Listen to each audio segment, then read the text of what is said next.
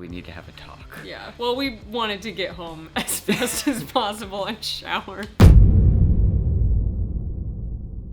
This trip was hard mode camping for Amanda. Oh yeah, it was hitting the ground running. Tell us about that. Yeah, so we have a reservation, thank goodness. And then we will, yeah, just go with that. And I don't have self-service. Oh. So what we're gonna do is we're going to, neither do I. so, look it up on the email. I'm pretty sure it said 071. Fur Loop Sites 60-106. Oh my gosh. I mean, it was like a whole ordeal just trying to, like, it was kind of nice actually with all of the, like, disease stuff happening. It was all so scary. Everyone is saying, hey, stay the fuck home. Right. Well, we planned this trip before all of that happened, and then even while everything was starting to shut down, we're like, at least we have the Grand Canyon. You know, at least we're gonna go. At least we're gonna go. And then our friends couldn't make it because one of them was flying from Canada, so naturally she couldn't make it with all the airports shutting down. And we're like, that's fine, that's smart, we get it. It's a bummer. But we just kept looking and we're like, well, it was like the one ray of hope that we kept like clinging to as everything was changing and like being strange and weird. And the more we thought about it, we're like, we're gonna get in our car, we're gonna drive away from everyone. But this trip was so fast and like so many things were happening, I couldn't focus within like 10 minutes into the future. Like I had problems in the immediate that had to be solved, or things I was enjoying in the immediate. Oh yes, this is what I live for. Oh, perfect.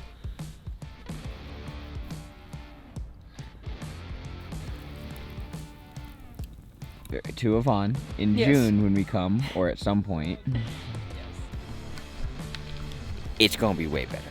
Like the whole concern, the quarantine, everything was just like so far out of like any scope of worry that, you know, it was actually kind of like nice to just worry about like what was happening in the present and just making things work and enjoying the things that were there. Being present, I feel like, was probably very important with like the whole losing the car battery thing. It's about 5 in the morning and the absolute worst thing that could have happened. Battery died on the car. So we asked someone if they can give us a jump. Sun's starting to come up. I was hoping to be out there by now, but happy camping. I was like getting lost in the middle of the desert on some freaking... We are in this spot here, and if you look around us, we're literally in the middle of BLM land. We went from nowhere to more nowhere. Road out in the middle of nowhere. Casually drive on this off-road. We've almost gotten stuck on this road at least twice. Road there, but See? Garmin's like, there's totally a road here. So see? Thanks, Garmin. That was my scariest part of the whole trip, was actually the getting lost in BLM land on the unpaved roads that the Garmin were like, these are totally roads. Holy fuck. Shit. Okay. It's a ditch. Well, but you can, there's a hill. We have to drive around the ditch. Oh god. Oh shit, this is what I was hoping.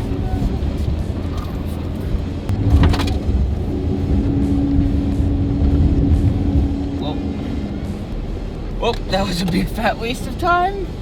You're fine. And then we type in Google Maps and Google's like, where are you? We were like, we got stuck in a ditch. We didn't actually had it recording at the time, but we got stuck. I think we can do, like, let's not panic. Yep. Right now we have the resources. Yeah. We have a car that works right now. Where the road dipped down and the tires spun. And for a good moment, I'm like, we're stuck down here. Oh God. Well, we're made to camp out.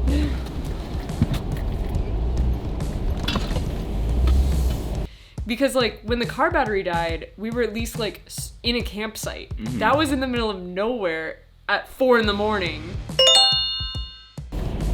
Just go slow. Yeah. Cool. Well, we can at least turn around.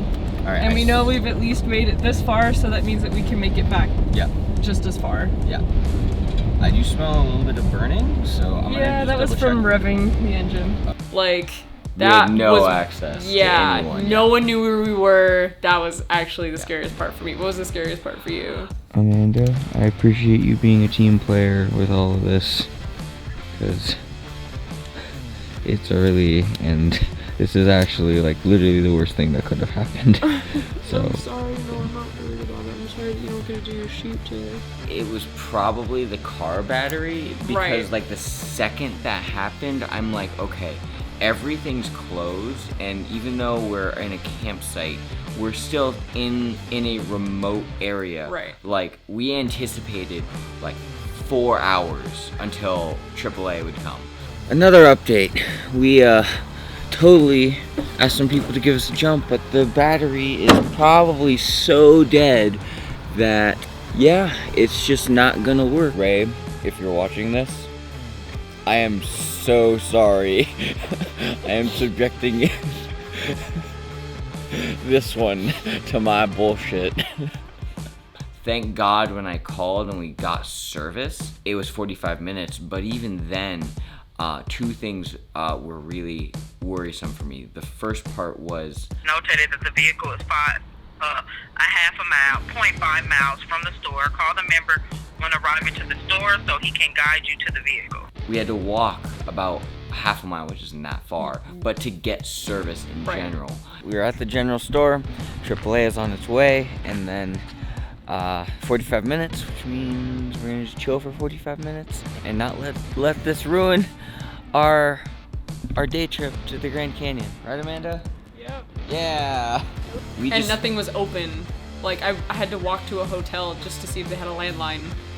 But, like, the grocery store wasn't even open, so we couldn't even use theirs. Like, yeah, if that call kept dropping, we could have just been waiting stuck. for another hour.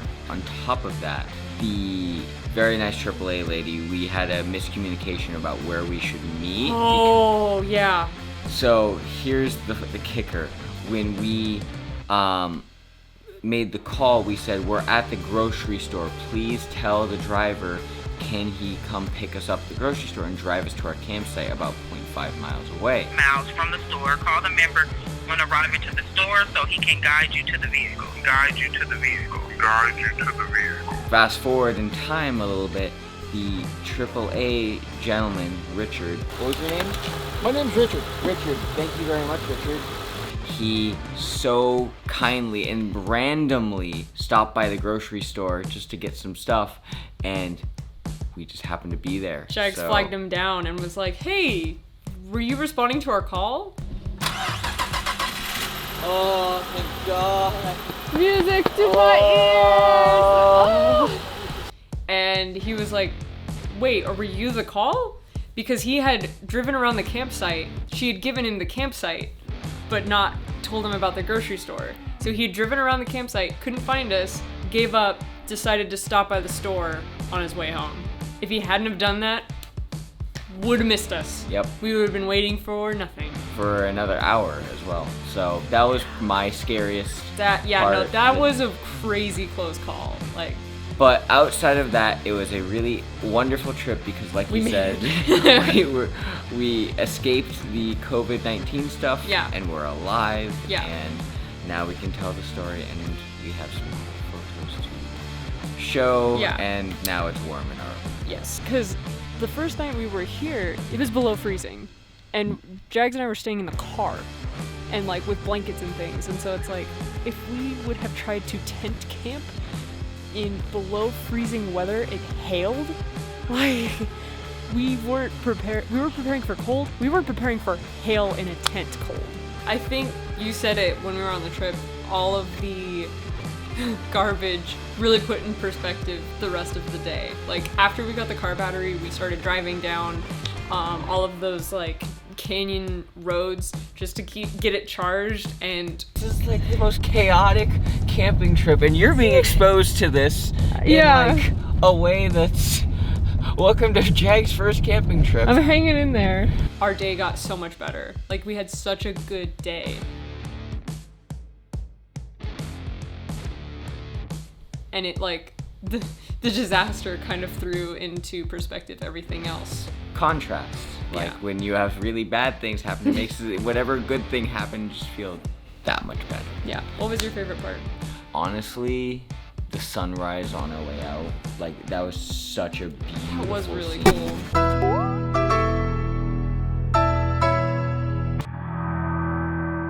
View and sharing that was just like, wow. No one is ever going to be able to experience this specific sunrise ever again. Like, and sunrises come and go, but like every single one is unique, and I feel like that one was really special. Yeah. So, how about you? I liked the visitor center, which is where we watched the last sunrise. I think that was like one of my favorite views that we had.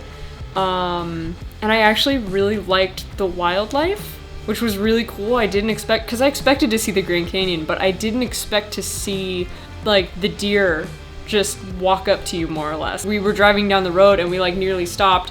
First, because safety, we wanted to like slow down so we didn't, run into any of them, but like also to like see them, and we're like, Hey, buddy. How's breakfast? whoa, oh my gosh, there's like giant mule deer, and we're like, oh wow. Well, thank you for joining me on Hard Mode Camping. Yes. And thank you for watching this video. Yeah, thank you. Enjoyed something about it, leave a comment in the comment section down below, or if you have feedback, I always welcome any sort of criticism, constructive or not. I prefer constructive, but feel free to rip me a new one. In fact, This I is YouTube. dare after you. all. I dare you. Oh god. Watch out. All right. Do you mind palming the lens?